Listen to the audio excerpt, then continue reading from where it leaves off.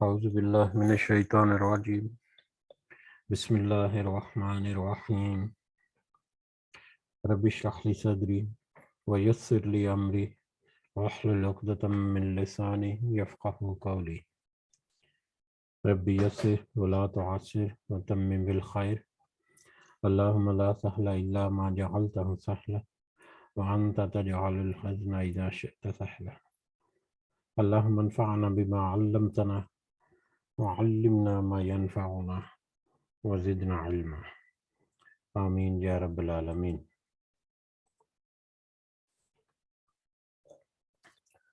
آج ہم انشاءاللہ اللہ کے خاص فضل و کرم سے، اس کی توفیق سے، اس کی خاص رحمت اور فضل و کرم سے انشاءاللہ ہم سورہ ابراہیم شروع کریں گے۔ سب سے پہلے ہم اس کی حمد، اس کا شکر، اسی کی تعریف کرتے ہیں جس نے ہمیں اس قابل بنایا، جس نے ہمارے دل کو اس قابل بنایا کہ ہم اپنے دن کا آغاز اس کے بابرکت کلام کو سمجھنے کی کوشش کریں، اور یقیناً یہ اس کا خاص فضل و کرم ہمارے اوپر ہے کہ ہم دنیا کی جو بھی رونائیاں ہیں، دنیا کے جتنے معاملات ہیں، ان کے باوجود ہم اس کی طرف تھوڑا دھیان دیتے ہیں، تھوڑا کوشش کرتے ہیں، اس دعا کے ساتھ کہ اللہ تعالیٰ ہمیں ہماری اس کوشش کو قبول و منظور فرمائے، اللہ تعالیٰ ہمیں اس میں استقامت نصیب فرمائے، اور اس کا فائدہ ہمیں اور ہمارے احباب کو، ساتھیوں کو اس دنیا میں بھی عطا فرمائے، اور خاص کر آخرت میں ان کامیاب لوگوں میں شامل کر کے عطا فرمائے جن کے بارے میں اللہ تعالیٰ خود قرآن مجید میں کئی مقامات پر فرماتے ہیں کہ یہ فلاح پانے والے، یہ کامیاب لوگ ہیں۔ آمین یا رب العالمین۔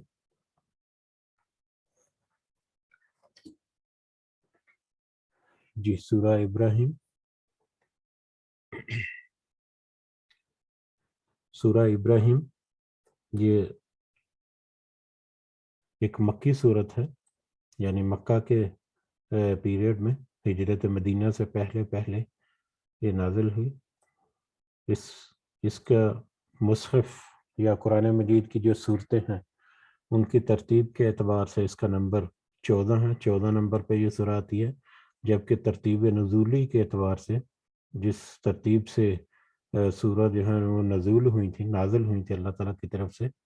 اس اعتبار سے اس کا نمبر 72 ہے، 72۔ اس میں ٹوٹل 52 آیات ہیں،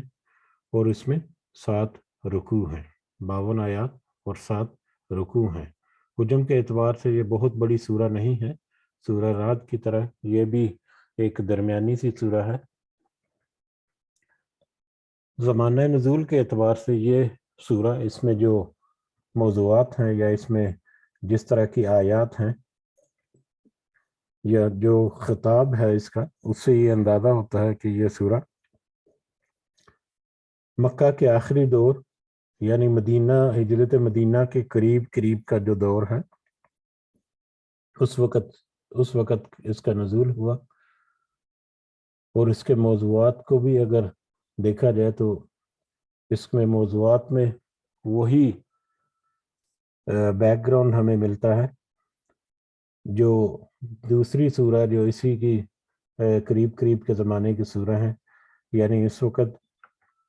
مشرکین مکہ کا ظلم اور ان کی زیادتیاں جو ہیں وہ انتہا کو پہنچ چکی،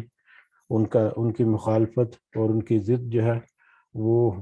بہت کھل کر سامنے آ چکی، اور بہت کھل کر دشمنی پر وہ تلے ہوئے مختلف طرح سے تدابیر کرتے کہ کسی طرح سے اس اسلام کا جو دائرہ وسیع ہو رہا ہے اس کو روکا جائے، اس کا قلع قمع کیا جائے، اور اس کے لیے یہاں تک وہ پہنچ گیا یا یہاں تک وہ آگے بڑھ گئے کہ نبی کریم صلی اللہ علیہ وسلم کو معاذ اللہ قتل کرنے کے درپے تھے، اور پھر مسلمانوں کے اوپر مظالم جو ہے ان کی انتہا، اور دیگر متفرق معاملات جو مکہ کے آخری دور میں ہمیں پتہ چلتے ہیں وہ سارے کے سارے یہی اس کا زمانہ نزول بھی ہے اور یہی اس کا بیک گراؤنڈ بھی ہے. اسی تناظر میں اس کی آیات جو ہیں وہ بھی ہیں. موضوعات کے اعتبار سے یہ بھی ہے کہ جیسے سورہ رعد ہے، سورہ رعد جو ہے وہ مدنی سورہ ہے، لیکن غالب گمان ہے کہ مدینہ کی اول صورتیں یا شروع کی جو صورتیں تھیں اس وقت کا دور تھا. تو اس وقت اس حساب سے دیکھا جائے سورہ رعد کے ساتھ جو خطاب کا مطلب انداز ہے وہ ملتا جلتا ہے. اسی طرح سے اس میں بھی کچھ انبیاء کا ذکر ہے، کچھ رسولوں کا ذکر آئے گا، اللہ تعالیٰ کی کچھ نشانیاں جو ہیں وہ ان کا ذکر آئے گا، مشرکین کا کردار اور نبی کریم صلی اللہ علیہ وسلم کو کیا احکامات یا کس طرح سے ان کے اوپر واضح کیا گیا، پچھلے رسولوں کو کی کچھ معاملات جو ہیں واقعات کوٹ کر کے ان کی تسلی کے لیے اور آئندہ کی حکمت عملی. بہرحال اسی طرح کے موضوعات ہیں. سورہ ابراہیم، نام اس کا ابراہیم جو ہے، اسی سورہ مبارکہ کی ایک آیت میں حضرت ابراہیم علیہ السلام کا ذکر بھی ہے، اس لیے اس کا نام ابراہیم رکھا گیا. جیسا کہ ہمیں پہلے پتہ ہے کہ سورہ کا نام جو ہے اس کے سارے موضوعات کو کور نہیں کرتا، صرف اس کی ایک پہچان کے لیے رکھا جاتا ہے. تو اس طرح سے اکثر کچھ صورتیں ایسی ہیں جن کا نام ان کے موضوعات کو کور کر لیتی ہیں، جیسے چھوٹی صورتیں، سورہ اخلاص وغیرہ، سورہ کافرون وغیرہ یا اس طرح کی، لیکن وہ بہت چھوٹی صورتیں ہیں. بڑی صورتوں میں عام طور پر ایسا معاملہ نہیں ہوتا. بہرحال اس مختصر سی تمہید کے بعد ہم آگے بڑھتے ہیں اور سورہ مبارکہ کو شروع کرتے ہیں اس دعا کے ساتھ کہ اللہ تعالیٰ اس کی صحیح سمجھ ہمیں عطا فرمائے. اس میں جو ہمارے لیے پیغام ہے، آج کے دن ہمارے لیے جو پیغام ہے، خاص کر وہ اللہ تعالیٰ ہمارے دلوں میں ڈالے، اس کو صحیح سمجھنے کی ہمیں توفیق عطا فرمائے، اس سے نصیحت ہمیں پکڑنے کی توفیق عطا فرمائے اور ہم اس قابل ہو جائیں، اللہ کرے کہ ہم اپنی اصلاح جہاں تک ممکن ہو کر سکیں. آمین یا رب العالمین. تو شروع کرتے ہیں. اعوذ باللہ من الشیطان الرجیم، بسم اللہ الرحمن الرحیم. الف لام را کتاب انزلناہ، یہ ایک کتاب ہے، ہم نے نازل کیا اسے، الیک آپ کی طرف صلی اللہ علیہ وسلم، لتخرج تاکہ آپ نکالیں، الناس لوگوں کو، تاکہ آپ لوگوں کا نکالیں، من الظلماتی ظلمتوں سے، اندھیروں سے، کفر کے اندھیروں سے، الی النور نور کی طرف، ایمان کی روشنی یا ہدایت کی روشنی کی طرف. یہ کتاب ہم نے نازل کی آپ کی طرف تاکہ آپ لوگوں کو کفر کے اندھیروں سے ایمان کی روشنی کی طرف نکالیں. بِإِذْنِ اللہ، بِإِذْنِ ربہم، ان کے رب کے حکم سے، ان کے رب کے حکم کے ساتھ، الی صراط، اس کے رستے کی طرف، یعنی اس رب کے رستے کی طرف، العزیز الحمید، جو نہایت غالب ہے، وہ تعریف والا ہے. یہ کتاب یا قرآن مجید جو ہے، اللہ تعالیٰ کہہ رہے ہیں یہ ہم نے اس لیے آپ کے اوپر، آپ کی طرف نازل کی تاکہ اس کے ذریعے سے، اس میں جو پیغامات ہیں، جس میں جو آیتیں ہیں، وہ آیتیں لوگوں تک پہنچا کر اس کے ذریعے سے لوگوں کو کفر کے اندھیروں سے، جہالت کے اندھیروں سے، یہ پچھلے جو اپنے آباء و اجداد کی چیزیں جن کے اوپر وہ چلتے چلے آ رہے ہیں، ان کے اندھیروں سے نکال کر ایمان کی، ہدایت کی روشنی کی طرف آپ ان کو نکالنے لے کر آئیں. اور ایمان کی، ہدایت کی روشنی، یہ مطلب یہ آیات ایسی زندہ اور جاوید آیات ہیں کہ اگر ان کو 50 سال پہلے کے حالات و واقعات میں دیکھا جائے تو اس وقت یہ اپلیکیبل ہیں. 1500 سال پہلے جب یہ قرآن نازل ہوا، 1450-1500 سال پہلے، اس وقت یہ آیات اپلیکیبل ہیں. آج یہ آیات اپلیکیبل ہیں اور آئندہ آنے والے دور میں بھی یہ ساری کی ساری آیات ہمارے لیے اپلیکیبل ہیں. ہمیں اس میں اپنے ارد گرد کے معاملات جو ہیں ان میں بہت ساری چیزیں نظر آتی ہیں جہاں پر یہ ہمیں ظاہر ہوتا ہے کہ یہ آج ان کی بہت زیادہ ضرورت ہے. بہرحال اس کتاب کے ذریعے آپ کو نازل کیا تاکہ آپ ظلمت، جہالت اور گمراہی کے رستوں سے کے اندھیروں سے نکال کر لوگوں کو ایمان کی روشنی، ہدایت کی روشنی، صحیح راستے کی طرف جو روشنی ہے وہ روشنی لے آئے، اور وہ صحیح راستہ یا روشنی کون سی ہے؟ کی طرف لے آئے بِإِذْنِ رَبِّهِمْ، ان کے رب کے حکم سے، ان کے رب کے حکم سے، یعنی آپ کی طرف یہ جو پیغام بھیجا ہے آپ کا کام ان کے ذریعے پیغام پہنچا دینا ہے، ٹھیک ہے؟ پھر اللہ کے حکم سے وہ روشنی، کفر کے اندھیروں سے ایمان کی روشنی طرف نکل سکتے ہیں۔ جہاں پر اللہ تعالیٰ کی مشیت نہیں ہے وہاں پر لوگ جو ہیں وہ ہدایت نہیں پاتے۔ جگہ جگہ پر رسایت کا ایسی آیات آتی ہیں کہ جو گمراہ ہو جائے اس کو ہدایت کو نہیں دے سکتا، اور جو مطلب ہدایت پر ہے وہ بھی اللہ تعالیٰ کی طرف سے خاص فضل و کرم کی وجہ سے، تو اللہ کے حکم سے، تاکہ اللہ کے حکم سے وہ اندھیروں سے نکل کر روشنی کی طرف آئیں، ایمان کی روشنی کی طرف، الی صراط العزیز الحمید، اس کے راستے کی طرف، اس اللہ کے راستے کی طرف جو نہایت غالب ہے اور بہت تعریف والا ہے۔ الحمید تعریف حمد سے ہے، تو حمد کا مطلب یا حمد کی جو جڑ ہے وہ یہی ہے کہ کوئی مانے یا نہ مانے، کوئی کرے یا نہ کرے، وہ تو ہمیشہ تعریف کے لائق ہی ہے۔ اس کی تعریف کوئی کرے یا نہ کرے وہ تو ہمیشہ تعریف کے لائق ہی ہے، ٹھیک ہے؟ تو اس اللہ کی طرف، اس اللہ کے راستے پر ڈال دے ان کو، اس اللہ کے راستے کی طرف جو کہ نہایت غالب اور بہت تعریف والا ہے۔ اللہ الذی، یعنی اللہ کی طرف، اس اللہ کی طرف، الذی لہو، جس کے لیے ما فی السماوات و ما فی الارض، جو کچھ ہے آسمانوں اور زمین میں۔ یہ اللہ تعالیٰ کی بہت ساری نشانیاں جو ہیں مختلف انداز میں ذکر ہوئیں، اس میں آسمانوں اور زمین کی طرف اشارہ جو ہے وہ ہمیں بار بار ملتا ہے، اور یہ بہت اہم اشارہ ہے کہ اس کائنات، آسمانوں اور زمین کی جب بات کریں تو یہ پوری کائنات آ جاتی ہے۔ اس پوری کائنات میں جتنی موجودات ہیں، جتنے نظامات ہیں، جتنا ان کا آپس میں کوارڈینیشن ہے، جہاں سارا نظام کائنات جو ہے ایک بہت وسیع، بلکہ سب سے زیادہ وسیع جو ٹاپک ہے جس میں سب کچھ کور آ جاتا ہے وہ یہی ہے، آسمانوں اور زمینوں میں۔ تو یہ جو کچھ ہے آسمانوں اور زمینوں میں سب کا سب اللہ ہی کے لیے ہے، اسی ذات کے لیے ہے جس کی طرف اس ظلمت سے نکال کر روشنی کی طرف بلانا ہے۔ وہ ویل للکافرین، اور ہلاکت ہے ان انکار کرنے والوں کے لیے، کافروں کے لیے بالکل ٹھیک ترجمہ ہے، لیکن انکار کرنے والوں کے لیے یہ ہمیں ضرور اپنے ذہن میں رکھنا ہے جب بھی ہم ایسے الفاظ کا ترجمہ کریں کہ انکار کرنے والے جو ہیں وہ بہت وسیع ہمارا ایک کنسپٹ بن جانا چاہیے کہ انکار کرنے والے صرف مشرک اور وہ لوگ نہیں جو نان مسلم ہیں، اس میں اہل ایمان بھی شامل ہو سکتے ہیں جو ظاہری طور پر تو کلمہ گو ہیں، لیکن اللہ تعالیٰ کی بہت سارے احکامات سے روگردانی کرتے ہیں، انکار کرتے ہیں، اپنی منمانی کرتے ہیں، اپنی مرضی کے مطابق جس کا دل کیا وہ کر لیا جو کام کرنے کا، اور جو کام بھاری لگا یا جس کا من نہیں کیا وہ اس کو پشے پش ڈال دیا، کہ ایسے لوگ جو ہیں یہ بھی انکار کرنے والے ہیں۔ بہرحال، اور ہلاکت ہے کافروں کے لیے یا انکار کرنے کے لیے، انکار کرنے والوں کے لیے، من عذاب شدید، سخت عذاب سے، اللہ تعالیٰ کے سخت عذاب کی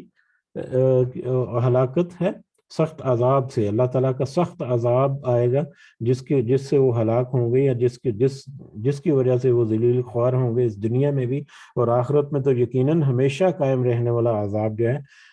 وہ ہے، لیکن ان کے لیے جو کافر ہیں، جو انکار کرتے ہیں۔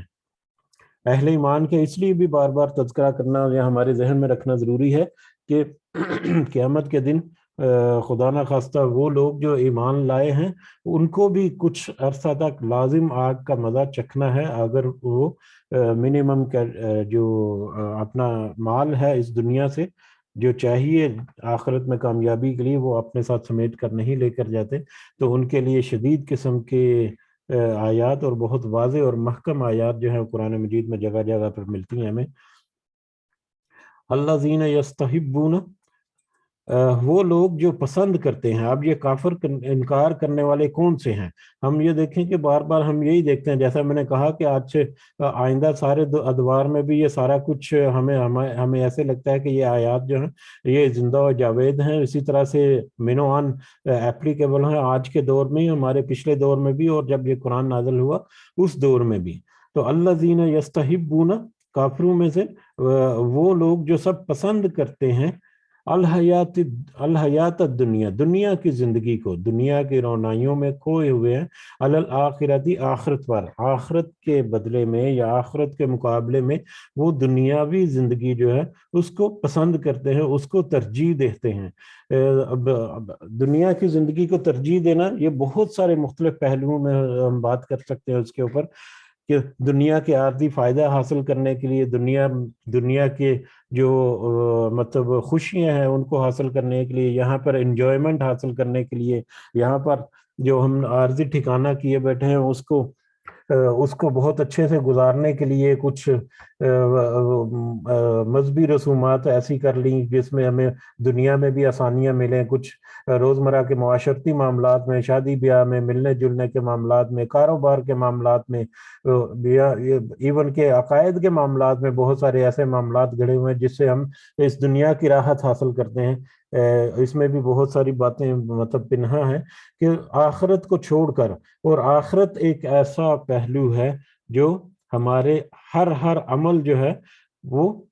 इसमें कवर हो सकता है। आखिरत हमारा कोई भी अमल है, हमारा कोई नेक अमल है या कोई बद अमल है, हमारा कोई सवाब का काम है या गुनाह का काम है, हमारा हर अमल जो है, काम जो है, डायरेक्टली, चाहे वो अकीदा है हमारा, चाहे मुआशरती मामलात हैं, हकूकुल्लाह है, हकूकुल इबाद है, हर मामला जो है डायरेक्टली या इनडायरेक्टली, बराह रास्त या बिला वास्ता आखिरत को, हमारी आखिरत को इफेक्ट करता है, हमारी आखिरत पर असरअंदाज होता है। अगर हम कोई अच्छा काम करेंगे तो वो उसकी वजह से हम आखिरत में हमें थोड़ी सी आसानियां सहूलत मिलेगी। अगर हम खुदा ना खास्ता कोई ऐसा काम करेंगे जो रब की नाराज़गी और गज़ब का बायस बन सकता है, तो इससे हमारी आखिरत जो है वो ख़राब होने का अंदेशा है। तो चाहे हम माने या ना माने, चाहे हम अपने जहन में रखें या ना रखें, हमारा हर अमल जो है वो डायरेक्टली या इनडायरेक्टली हमारी आखिरत की जो मतलब मंजिल है उसको ज़रूर मुतासर करता है। इसीलिए आखिरत को हमेशा जो जहन में रखते हैं, अल्लाह आखिरत का खौफ जिसके जहन में होता है, जिसका जिक्र पहले भी आयात में गुजरा है, तो वो अपने आप को सीधे सीधे रास्ते पर रखने की कोशिश करते हैं। वो अल्लाह ताला की के साथ रहमत और फजलो करम की बहुत सारी उम्मीदों के साथ साथ अल्लाह ताला का खौफ भी अपने दिल में रखते हैं कि वो कहीं वो पकड़ ना ले, कहीं वो हमारा ये इस दुनिया में कोई काम ऐसा ना हो जो आखिरत में हमारी पकड़ का बायस बन सके। बहरहाल वो काफिर लोग जो हैं वो इस चीज को तरजीह नहीं देते, वो आखिरत को कुछ तरजीह नहीं देते। चाहे आज हमारे मुआशरे में है, चाहे नॉन मुस्लिम मुआशरों में देखें, नॉन मुस्लिम मुआशरों में तो बिल्कुल भी इग्नोर किए बैठे हैं, लेकिन आज हम तो इसको जानते बूझते हुए इग्नोर किए बैठे हैं, जो शायद जहालत की एक उससे भी ज्यादा बुरी शक्ल है जो नॉन मुस्लिम लोग जो है वो करते हैं, जो इसको ज्यादा समझते नहीं, ना ही इसके तरफ तवज्जो देते हैं। बाहर ये ऐसे लोग, वो लोग जो दुनिया की जिंदगी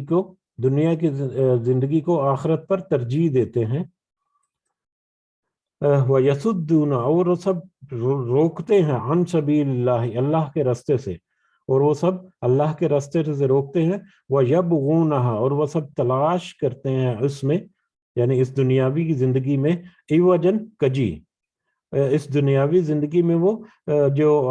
मतलब सही रास्ता है उसमें कजी तलाश करते हैं, अल्लाह की तरफ जो रास्ता जाता है उसमें कजी तलाश करते हैं, उसमें टेढ़ तलाश करते हैं। उलाइका फी ज़लालिम बईद, ये लोग दूर की गुमराही में है, ये लोग दूर की गुमराही में है। ये लोग काफिर जिनका जिक्र हो रहा है, ये वो लोग हैं जिनके बारे में सख्त अजाब की मतलब ताकीद की गई है अल्लाह ताला की तरफ से पिछली आयत में, कि जो दुनिया की जिंदगी को आखिरत पर तरजीह देते हैं और जो तब रोकते हैं अल्लाह से और तलाश करते हैं इसमें कजी, इस रास्ते में, अल्लाह के रास्ते में कजी तलाश करते हैं। अल्लाह से रोकना और अल्लाह के रास्ते में कजी तलाश करना, अल्लाह के रास्ते से रोकना, ये भी मुख्तलिफ सूरतों में है। जब ये आयात नाज़िल हो रही थी उस वक़्त के ज़माने के एतबार से देखें, या एक बैन अल मज़ाहिब जो है, दूसरे मज़ाहिब को भी सामने मद्देनज़र रखते हुए देखें, तो इस्लाम को फैलने से रोकने के लिए कुछ तदाबीर करते हैं, इस्लाम के खिलाफ कुछ मामलात करते हैं, इस्लाम کی جو پیغام ہے اس کو پھیلنے سے روکنے کے لیے بہت سارے کام کرتے ہیں. جیسے مشرکین مکہ جو ہے انہوں نے بہت سارے ہتھ کنڈے استعمال کیے، یا اہل کتاب جو تھے اس وقت یہودی اور عیسائی، انہوں نے مختلف طریقے سے مطلب اثر انداز ہونے کی کوشش کی اسلام کے اس پھیلاؤ کو، یا اللہ کے اس رستے کو جو اس وقت مطلب جس کا دائرہ وسیع ہوتا جا رہا تھا. یا دوسرے پہلو اگر دیکھے جائیں تو کس طرح سے آج ہمارے دور میں کس طرح سے روک سکتے ہیں، ہم لوگ کس طرح سے روک سکتے ہیں اللہ کے رستے سے. جو ہمارے روزمرہ کے معاملات میں یہ جو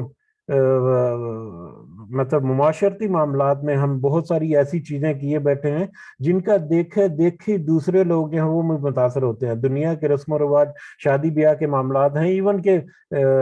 مرنا جینا جو ہے انسان کا، پیدائش کے معاملات میں اور وفات کے معاملات میں بھی، اور زندگی کے ہر معاملات میں کچھ ایسی چیزیں گھڑی ہوئی ہیں اپنی طرف سے جن کا دیکھا دیکھی جو دوسرے لوگ جو ہیں وہ بھی انہی کے پیچھے چلتے ہیں. اور ان میں سے اکثر بہت ساری چیزیں ایسی ہوتی ہیں جو اللہ کی ہدایات یا اس کی جو احکام ہے اس کی خلاف ورزی پر مبنی ہوتی ہیں. اور اکثر لوگ جو ہیں وہ اس کو جانتے ہوئے بھی اس رستے پر چلتے ہیں اللہ کے رستے کو چھوڑ کر. شادی بیاہ کے معاملات میں یا ہمارے دوسرے جو سوشل ہماری ایکٹیویٹیز ہیں ان میں یہ بہت عام ہے ایسی چیزیں کہ بہت ساری چیزیں مطلب جانتے بوجھتے ہوئے ان سے جب بات کریں کہ یہ ہمارا ایسا وتیرہ نہیں، یہ جو دوسرے کافر قومیں جو ہیں ان کے ساتھ مشابہت ہیں، یا اس سے اللہ تعالیٰ مطلب یہ ہماری شریعت میں اس کا کوئی اجازت نہیں ہے، تو پھر اس طرح کے معاملات کے دیکھیں لوگ کیا کہیں گے، مطلب دنیا ہے، رسم و رواج ہے، یہ ہے وہ ہے. تو اللہ کے رستے سے روکنے کی بات ہے، انڈائریکٹلی یا ڈائریکٹلی. کوئی ایک بندہ جو ہے وہ ایسی کوئی تدبیر کرتا ہے، ایسا کوئی عمل کرتا ہے یا ایسا کوئی طریقہ اختیار کر دیتا ہے جو دوسروں کو پسند آتا ہے، تو وہ اس کے پیچھے چلنے لگ جاتا ہے، تو اللہ سے رستے سے روکنے والی بات ہوئی. اس کے علاوہ آج کل کے دور میں بہت بڑی جو ایک قباحت جو سوشل میڈیا کی مطلب شکل میں ہمارے سامنے آ چکی ہے کہ سوشل میڈیا میں کس طرح سے مطلب شعر و شاعری اور ویڈیو کلپس بنا کر، اور اس میں بعض دفعہ اکثر اوقات جو ہیں وہ ایسی قابل اعتراض اس میں باتیں اور اس میں کلپس ہوتے ہیں، وہ جب دوسروں کو مطلب فارورڈ کر کے اور وہ اللہ کے دین کی طرف لگاؤ کی بجائے اپنا وقت جو ہے وہ ان ویڈیوز کو دیکھنے میں اور ان کو آگے فارورڈ کرنے میں اور شیئر کرنے میں اور کس طریقے سے وہ مطلب وقت جو ہے وہ ضائع ہوتا ہے. تو اللہ کے رستے سے دھیان کو ہٹا کر دوسرے رستے میں، دنیا کے رستے میں ڈال دینا، یہ ایک بہت بڑی نشانی ہے جو آج کے دور میں ہمیں ملتی ہے، جو ہم لوگ گھروں میں بیٹھے ہوئے اپنے فنگر ٹپس کے ذریعے کر رہے ہیں، جو اللہ کے رستے سے روکنے کے یقیناً متبادل ہے. اس کے ہی بالکل اسی طرح ہے جیسے کسی کو اللہ کے رستے سے بجائے اس کے کہ اس کو کوئی ایسی اچھی باتیں، کچھ احادیث یا کچھ قرآن کی آیات یا کچھ نیک پیغام جو ہیں کوئی اس طرح سے بھیجیں کہ وہ اس میں اٹریکشن ہو، اس کی طرف متوجہ ہو. دوسرے طریقے سے بہت لوگ جو ہیں وہ کرتے ہیں اور جو اللہ کے رستے سے ہٹانے والی بات ہے. اور دوسرا پھر اس میں کجی تلاش کرتے ہیں، جیسا کہ پہلے ذکر کیا کہ معاشرتی معاملات میں اگر کوئی نیک عمل کرنا بھی چاہے تو اس کے لیے بھی مشکلات جو ہیں وہ پیش آ جاتی ہیں. اس میں اگر کوئی مرد جو ہے وہ داڑھی رکھ لے تو مرد حضرات اکثر داڑھی ہی نہیں رکھتے، کوئی داڑھی رکھنے کا مطلب کیا ہے، میرے عمل ایسے نہیں ہے، یا میں عالم تو نہیں ہو گیا، مولوی لوگ داڑھی رکھتے ہیں. تو اس میں یا اگر کوئی داڑھی رکھ بھی لے تو اس کو مختلف طرح سے اس کو مطلب باتیں جو ہیں وہ کسی جاتی ہیں. یہ اکثر سننے میں آیا ہے کہ مطلب ایون کہ میں نے جب داڑھی رکھی تو میرے ساتھ بہت سارے لوگوں نے ایسے معاملات کیے کہ یہ مطلب ایون کہ یہاں تک کہہ دیا کہ تم تو طالبان ہو گئے ہو. بے شک مذاق میں کہا کسی نے، کچھ لوگ جو ہیں وہ مطلب ویسے ہی اس کے خلاف ہوتے ہیں اور پریکٹیکلی واقعی ہی اس کے خلاف ہوتے ہیں. مجھے تو حیرانگی ہوتی ہے ایسا سن کر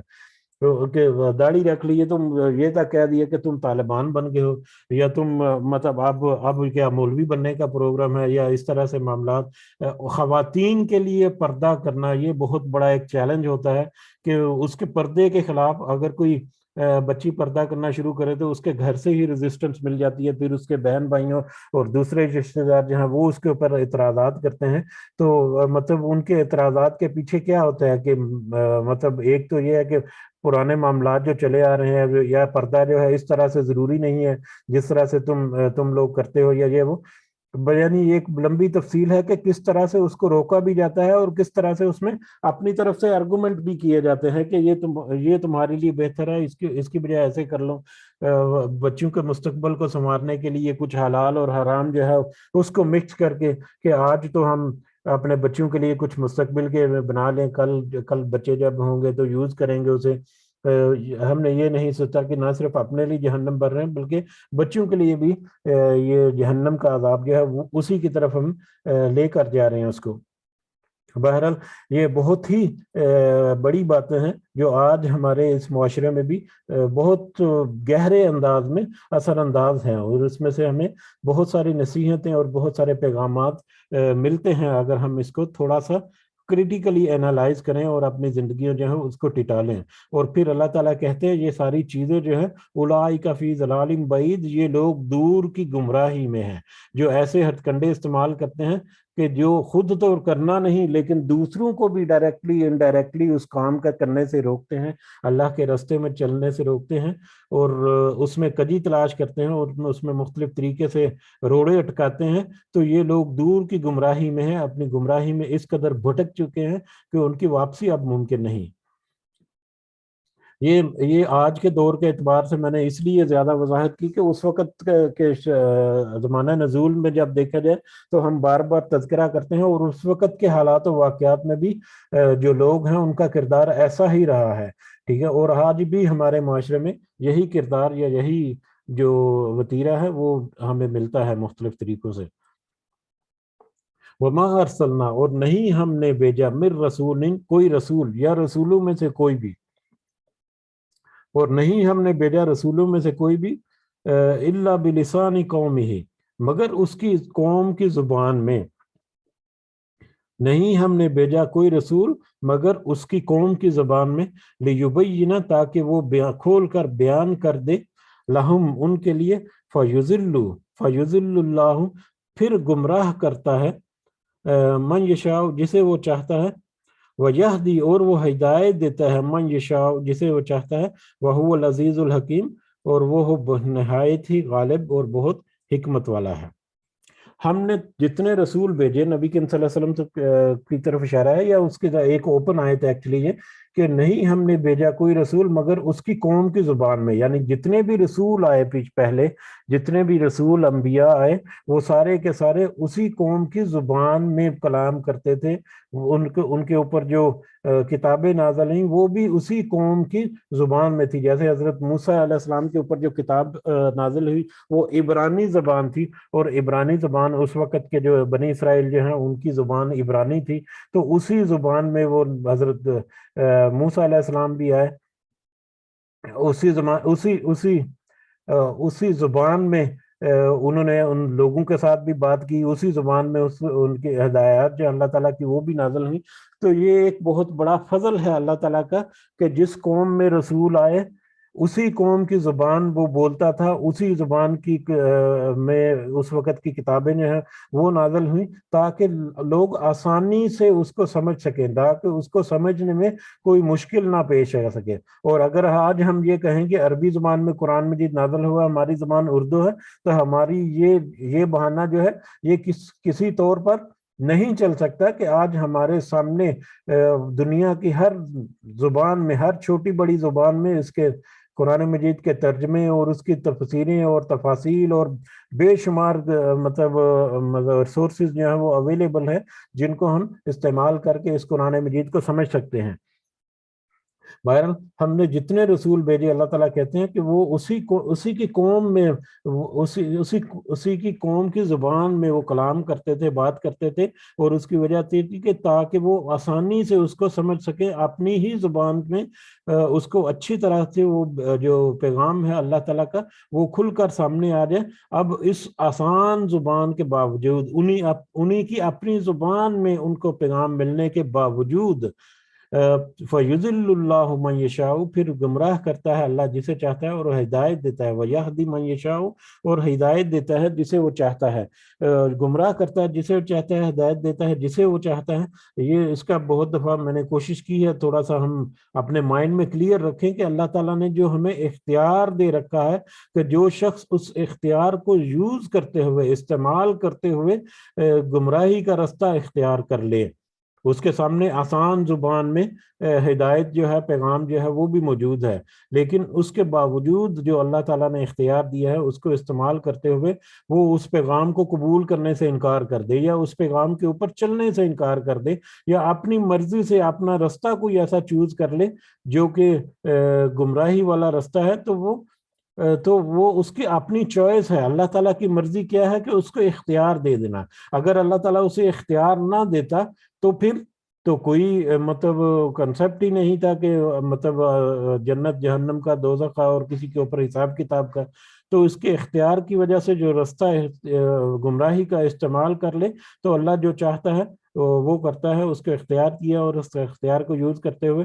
اگر کوئی گمراہی کا رستہ استعمال کرتا ہے تو اللہ تعالیٰ اس کو گمراہ کر دیتا ہے، اگر کوئی ہدایت کی طرف آنا چاہتا ہے تو اللہ تعالیٰ اسے ہدایت میں بھی مزید ترقی دیتا ہے،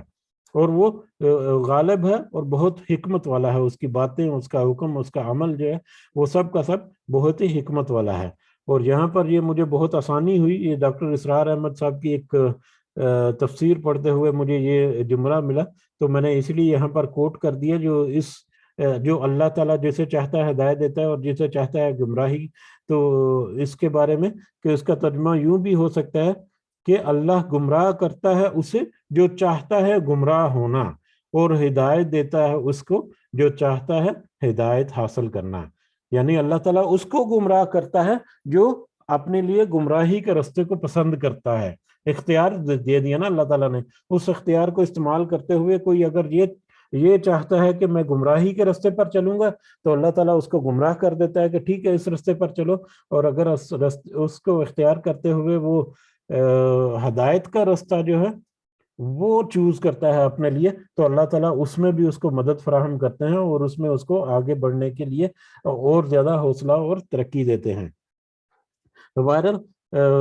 اللہ تعالیٰ گمراہ کرتا ہے اسے جو گمراہ ہونا چاہتا ہے، اور ہدایت دیتا ہے اسے جو ہدایت حاصل کرنا چاہتا ہے۔ وَلَقَدْ أَرْسَلْنَا مُوسَىٰ، اور بلا شبہ ہم نے بھیجا موسیٰ کو علیہ السلام، بِآیاتِنَا، اپنی آیات کے ساتھ، اپنی آیات یا اپنے معجزات کے ساتھ۔ آیات نشانیاں، معجزات کا زیادہ تر تذکرہ ہے۔ آیات یہاں پر جو وحی ہے اللہ تعالیٰ کی طرف سے وہ بھی ہو سکتی ہیں، اللہ تعالیٰ کا نصیحت اور پیغام بھی ہو سکتا ہے، لیکن آیات کے کنٹیکسٹ کے حساب سے معجزات جو ہے کہ بلا شبہ ہم نے موسیٰ کو علیہ السلام کو اپنی بہت ساری آیات اور معجزات کے ساتھ بھیجا۔ حضرت موسیٰ علیہ السلام کے بہت سارے معجزات جو ہیں وہ تو ہم پیچھے پڑھ بھی ہے، اور خاص کر سورہ بقرہ میں اس کی کافی ساری تفاصیل ملتی ہیں ہمیں۔ ان اخرج قوم کا، ان کے اوپر جو معجزات تھے، جو اللہ تعالیٰ کی طرف سے بہت سارے احسانات تھے، ان میں کیا تھا؟ ان اخرج قوم کا من الظلمات، یہ کہ تو نکال اپنی قوم کو تاریکیوں سے الی النور، روشنی کی طرف، یہ کہ تو نکال اپنے رب کو اپنی قوم کو تاریکیوں سے روشنی کی طرف، جیسا کہ پہلے ابھی ذکر ہوا تھا پہلی ہی آیت میں کہ یہ قرآن جو ہے یا یہ کتاب جو ہے ہم نے نازل کی تاکہ آپ اپنے لوگوں کو کفر کے اندھیروں سے ایمان کی روشنی کی طرف نکالنا ہے۔ یہ نبی کریم صلی اللہ علیہ وسلم کو اشارہ کیا تھا، اور اسی طرح سے جس طرح سے نبی کریم صلی اللہ علیہ وسلم کو یہ کتاب دی ظلمت کی اندھیروں سے نکال کر لوگوں کو ایمان کی روشنی میں ڈالنے کے لیے، اسی طرح حضرت موسیٰ علیہ السلام کے بارے میں اللہ تعالیٰ نے کہا کہ ان کو بہت ساری آیات یا معجزات دیے تاکہ یہ کہ اس لیے کہ نکال اپنی قوم کو ظلمت کی تاریکیوں سے گمراہیوں سے الی النور، روشنی کی طرف، وذکرہم، اور یاد دلا انہیں، بایام اللہ، اللہ کے دنوں کو یا اللہ کے احسانات کو۔ اپنی قوم کو اللہ کا پیغام پڑھ کر سناؤ حضرت موسیٰ علیہ السلام سے کی طرف نازل کیا تاکہ وہ تاریکیوں سے نکل کر روشنی کی طرف، ہدایت کی طرف، ایمان کی طرف آ جائیں، اور ان کے اوپر اللہ تعالیٰ کے دنوں کو یاد کراؤ۔ اللہ تعالیٰ کے احسانات کو بھی یہاں پر ذکر کیا گیا، بھی ایام اللہ، اللہ تعالیٰ کے دن، اللہ تعالیٰ کے دن جب ذکر کیا جائے یا جب یہ ٹرم آ جائے تو اس کا مطلب ہے کہ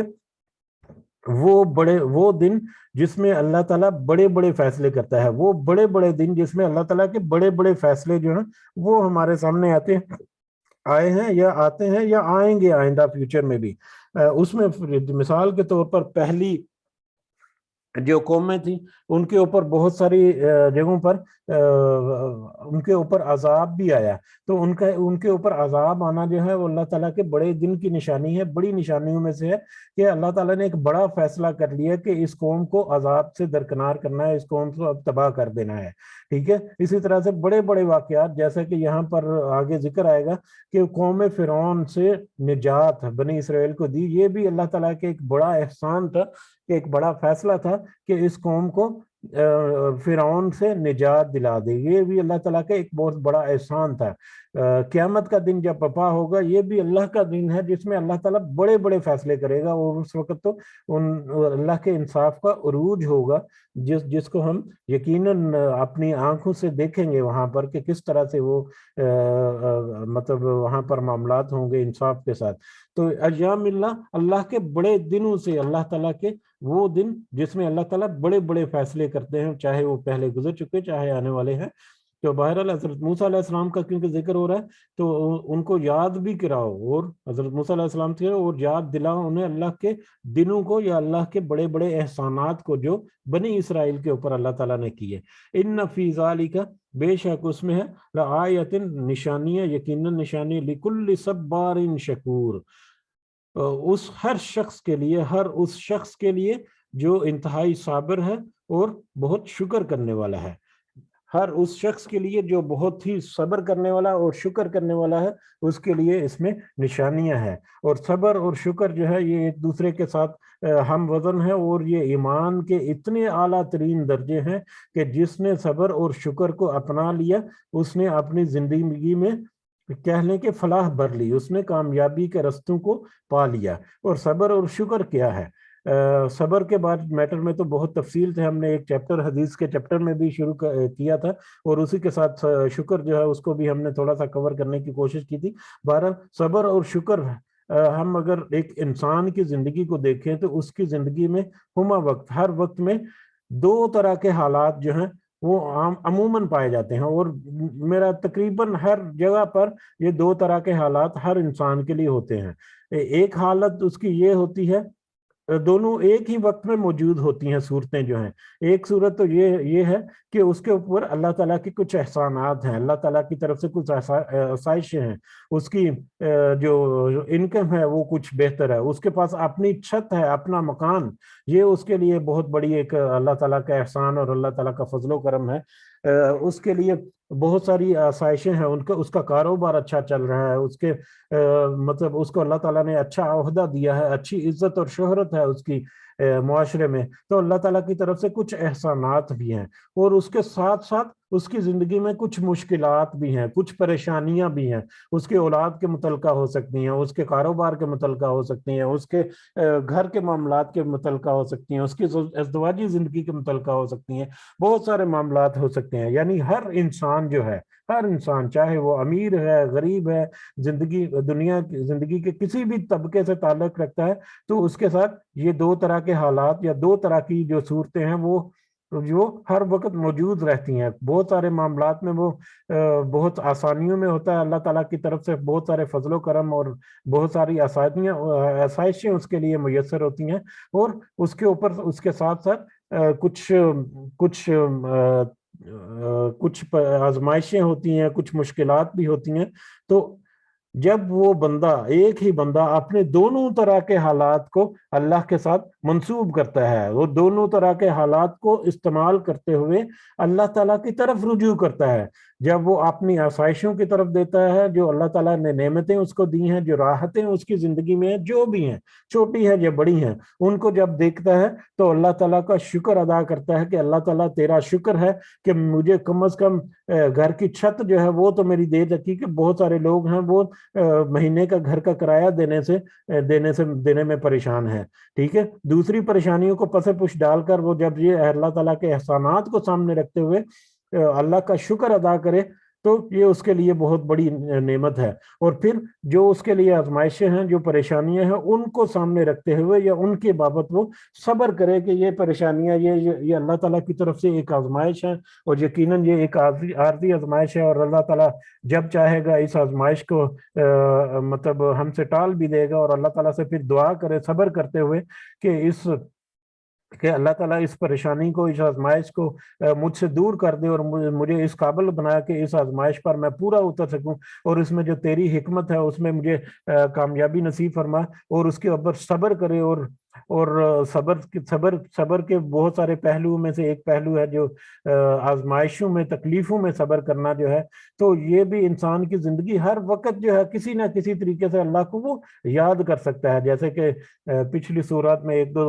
مجلس پہلے اللہ کے ذکر کی آیات آئی تھی، جو میں نے ذکر کیا تھا، مطلب کہ بہت بڑی آیت ہے کہ ہر لمحہ ہماری زندگی کا اس میں کور ہوتا ہے۔ تو ایک انسان بیک وقت اللہ کا شکر بھی ادا کرتا ہے، اور اپنے حالات پر صبر کر کے بھی اللہ تعالیٰ سے مدد اور رہنمائی جو ہے وہ حاصل کرتا ہے۔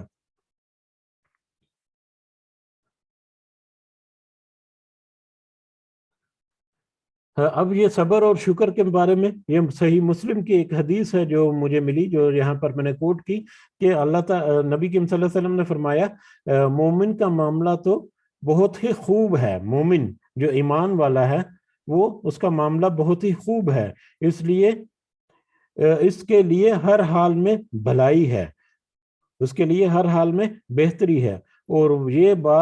یہ بات مومن کے سوا کسی اور کے لیے نہیں ہے، یعنی صرف اور صرف مومن کے لیے یہ بہتری ہے۔ اگر اسے کوئی آسائش پہنچتی ہے تو وہ شکر کرتا ہے، بس یہ اس کے لیے بہتر ہے، اور اگر اسے کوئی تکلیف پہنچتی ہے تو صبر کرتا ہے، بس یہ اس کے لیے بہتر ہے۔ یہ صحیح مسلم کے ایک حدیث جو ہے وہ یہاں پر میں نے کوٹ کی، جس میں نبی کریم صلی اللہ علیہ وسلم نے فرمایا کہ صبر اور شکر کے ذریعے انسان ہر وقت بہترین حالت میں ہوتا ہے، ہر وقت بھلائی میں ہوتا ہے۔ جب وہ آزمائش میں ہوتا ہے تو صبر کرتا ہے، اللہ کی طرف سے بھلائی پاتا ہے۔ جب وہ آسائش میں ہوتا ہے، آسانیوں میں ہوتا ہے، فضل و کرم میں ہوتا ہے اللہ تعالیٰ کے، تو اس وقت وہ اس کا شکر ادا کرتا ہے، تو پھر وہ بھلائی میں اور بھی بھلائی میں چلا جاتا ہے۔ یہ معاملہ صرف مومنوں کے ساتھ ہے، ان لوگوں کے ساتھ ہے جو اللہ کے ساتھ صحیح معنوں میں پکا ایمان اور اللہ تعالیٰ کے احکامات اور ہدایات کا پکا یقین بھی رکھتے ہیں۔ وَإِذْ قَالَ، اور جب کہا موسیٰ نے لِقَوْمِهِ، ہی اپنی قوم سے، جب موسیٰ نے اپنی قوم سے کہا اذکروا نعمت اللہ، تم یاد کرو اللہ کی نعمت کو۔ اب جیسے یہ اوپر اللہ کے احسان جو ہیں وہ اس کا ذکر ہوا کہ حضرت موسیٰ علیہ السلام کو تاکہ تاریکیوں سے نکال کر روشنی کی طرف لے آؤ، اور یاد دلاؤ ان کو اللہ کے دنوں کو یا اللہ کے احسانات کو، جو اللہ تعالیٰ نے بڑے بڑے احسانات کیے ان کے اوپر۔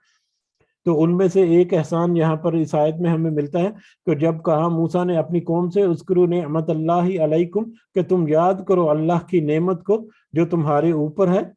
اذ انجاکم من آل فرعون، جب اس نے نجات دی تمہیں آل فرعون سے، فرعون والوں سے، فرعون سے تمہیں جب نجات دی، اس دن کو یاد کرو، اس دن کے اللہ کی نعمت کو یاد کرو۔ آل فرعون سے نجات دی،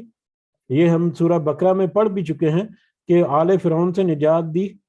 یسومونکم، وہ سب پہنچاتے تھے تمہیں سوء العذاب، برا سخت عذاب، وَيُذَبِّحُونَ أَبْنَاءَكُمْ، اور وہ ذبح کرتے تھے تمہارے بیٹوں کو، وَيَسْتَحْيُونَ نِسَاءَكُمْ، اور وہ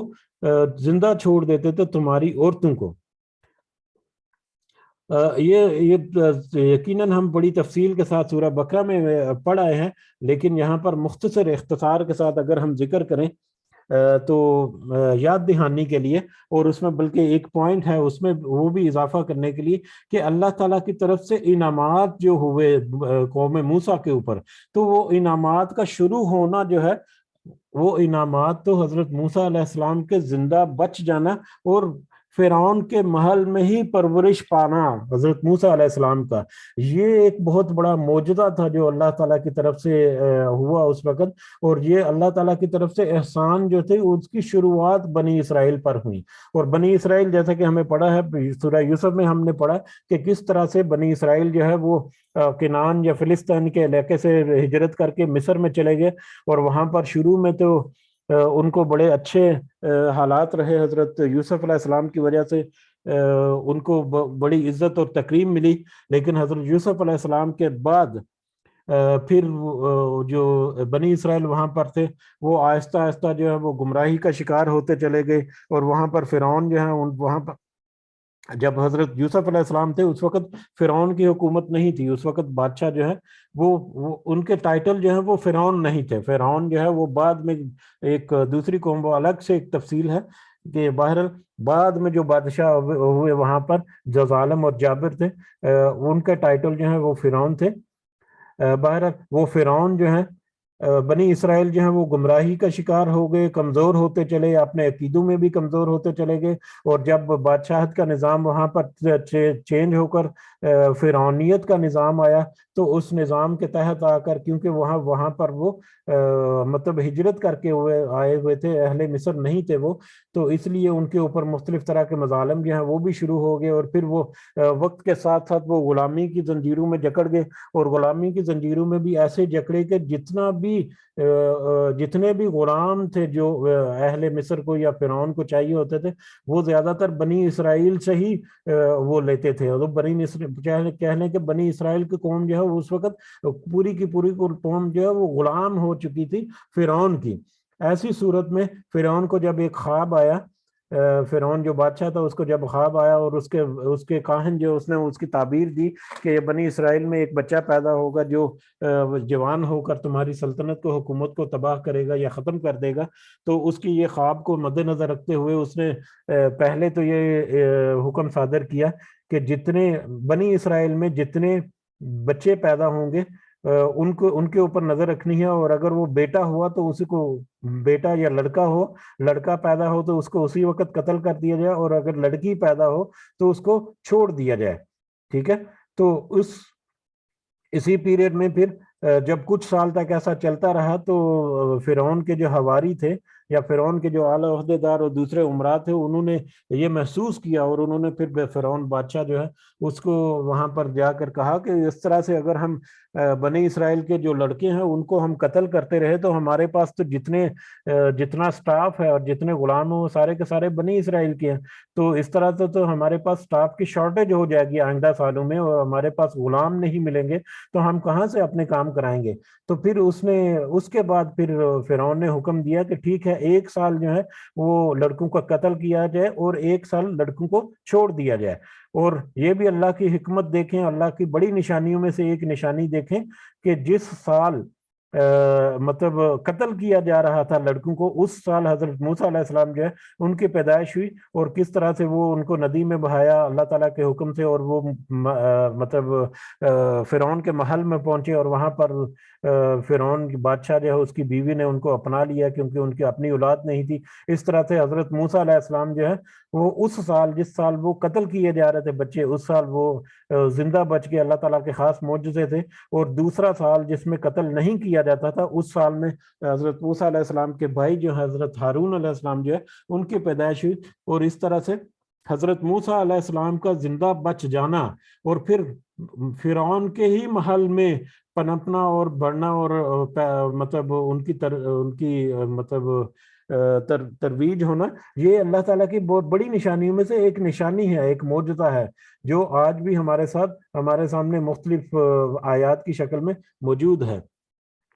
تو یہ اس کی طرف اشارہ ہے کہ ذرا یاد کرو کہ جب فرعون جو ہے وہ اس قدر تمہارے اوپر ظلم کرتا تھا کہ تمہارے لڑکوں کو، بیٹوں کو جو ہے وہ ذبح کر دیتا تھا اور بیٹیاں جو ہیں، لڑکیاں جو ہیں ان کو زندہ چھوڑ جاتا تھا، تو اللہ تعالیٰ نے اس فرعون سے تمہیں نجات دی، اس فرعون سے تمہارا چھٹکارا دیا. یہ اللہ تعالیٰ کا بہت بڑا احسان ہے تمہارے اوپر. وفی ذالکم، اور اس میں آزمائش تھی، من ربکم، تمہارے رب کی طرف سے، اس میں آزمائش تھی تمہارے رب کی طرف سے، عظیم، بہت بڑی. یہ تمہارا اس وقت اس ظلم کی چکی میں پسے جانا، یہ اللہ تعالیٰ کی طرف سے تمہاری ایک بڑی آزمائش تھی۔ ایک تو یہ آزمائش تھی کہ ان کے پاس یقیناً حضرت ابراہیم علیہ السلام کا، اس کے بعد حضرت اسحاق اور حضرت یعقوب، حضرت موسیٰ کے ذریعے جو پیغام پہنچا تھا، ان کے پاس جو شریعت تھی وہ موجود تھی، لیکن اس کو پس پش ڈالا ہوا تھا۔ اور اللہ تعالیٰ کی طرف سے جو آزمائشیں تھیں، یہ تو اللہ کی طرف سے آزمائشیں تھی جن کو ان کے اوپر پورا اترنا تھا، اور پھر اس میں اللہ تعالیٰ نے ان کو آسانی دی اور ایک رحمت کی کہ حضرت موسیٰ علیہ السلام کو ان کی قوم میں بھیجا، پیدا کیا، اور پھر وہ ان کو زندہ بچا کر پر فرعون کے محل میں ہی بڑا کیا، اور وہیں سے پھر ان کو طاقت بھی ملی، پھر وحی ملی، اور نبوت اور رسالت ملی ان کو۔ پھر انہوں نے یہ سارا سلسلہ جو ہے وہ آگے چلا، اور پھر موسیٰ قوم فرعون جو ہے اس سے نجات، پھر بنی اسرائیل کے اوپر آگے بھی بہت سارے احسانات ہیں جن کا آگے ذکر آئے گا انشاءاللہ۔ تو اسی کے ساتھ یہاں پر ہم رکتے ہیں، کل انشاءاللہ اگلے سبق کے ساتھ حاضر ہوں گے۔ وما علینا الا البلاغ المبین۔ اگر کسی کو کوئی پوائنٹ ایڈ کرنا ہے تو آپ کر سکتے ہیں۔ جزاکم اللہ خیرا کثیرا۔